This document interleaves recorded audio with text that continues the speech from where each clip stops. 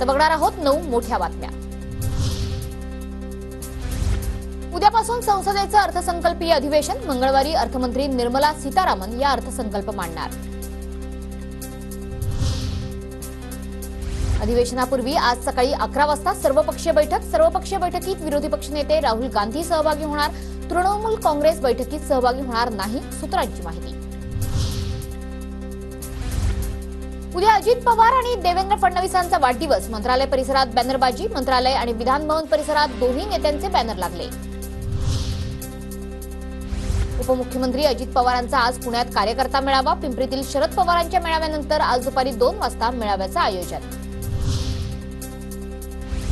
मनोज जरांगे पाटलांच्या उपोषणाचा आजचा दुसरा दिवस। मराठा समाजाला ओबीसीतून आरक्षण मिळावं या मागणीसाठी जरांगे ठाम। सगळे सोयरेच्या अधिसूचनेची अंमलबजावणी करण्याचीही मागणी। मनोज जरांगेंच्या डोक्यातलं राजकारणाचं भूत उतरवणार। भंपकपणाही उघडा करणार। भाजप नेते प्रवीण दरेकरांचा पलटवार।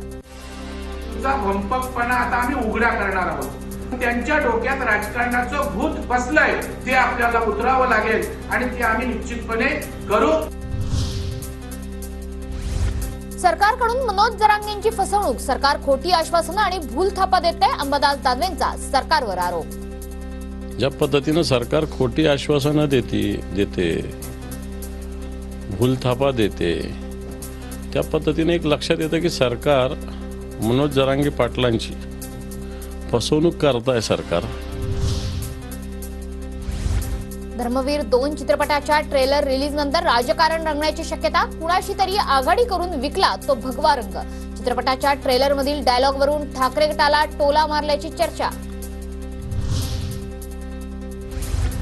मलाही एक चित्रपट काढायचा आहे, मात्र मी चित्रपट काढला तर अनेकांचे मुखवटे फाडले जातील। फडणवीसांचं नाव न घेता उद्धव ठाकरेंवर निशाणा।